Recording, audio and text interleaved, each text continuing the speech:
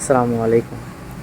আজকে একটা প্রোগ্রাম ছিল, নতুন একটা শোরুম উদ্বোধন করতে আছে আর কি। এইখানে শোরুমের মালামালগুলোর প্রাইস একটু আপনাদের দেখাই।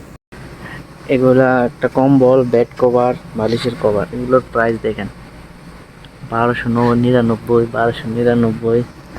এনে আছে 1095, 1095। আবার যদি এই পাশে দেখাই 499। মানে এগুলার এত হাই রেঞ্জ দাম, মানুষ কিভাবে কিনতেছে। যদি এই পাশেরগুলো দেখাই, এগুলো একটু প্রাইস কম আছে। এগুলো দেখেন 380 রিয়াল। মানুষ বাংলাদেশি, এই দেশের 1000-এর বাংলাদেশের 30,000 টাকা। একটা মানুষ কিভাবে 30,000 টাকা দিয়ে একটা জিনিস কিনবে? বাঙালি হলে বলবো আমার এগুলো লাগবো না। বাঙালি দেশি কন আপনি কিনবেন নেট এত টাকা দিয়া, বাংলা 30,000। এমনি শুধু মুচতে যাই আমরা, আমরা কিনার সামর্থ্য নাই। 30,000 টাকা হইলে বাংলাদেশে ব্যাগ, তারপর বেড কভার, খাট, সোফা সব কিনা যায়। আর এই দেশে একটা বেড, একটা কম্বল, বালিশ কভার, বেডশিট, এগুলা কিন্তু 30,000, 35,000, 5,000, 10,000। 5,000 হলে তো ঠিক আছে, 5,000 হলে তো ঠিক আছে, এনাফ নেওয়া যায়। কিন্তু 10,000, 15,000, এটা কত?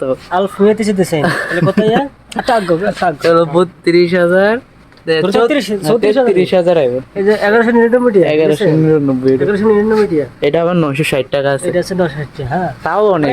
এটা যেতলা আছে না 1099 টাকা 1199। এই একটা বালিশের দাম, এটার দাম আছে কত? বালিশটা কত? 139 টাকা। তাহলে কত হয়?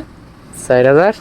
139 টাকা এই দেশের, এই যে 139 টাকা। আর 3,000, 4,000, 5,000 কাছাকাছি। 3000 আর ধরুন 5000 কাছাকাছি। হ্যাঁ, একটা বালিশের দাম। বালিশগুলো সেই, আমরা তো নিতে পারবো না, তার দেখে থাকি। ঘুমাইলে আরাম আর আরাম। আর আমাদের কাজ হলো বেলুন, লাইটিং, এগুলো করা। বেশি একজন আছে, আমরা কাজ করে বসে রয়েছি, একটু পরে উদ্বোধন হবো। এই আর কি, রিচ জীবনযাপন সৌদির।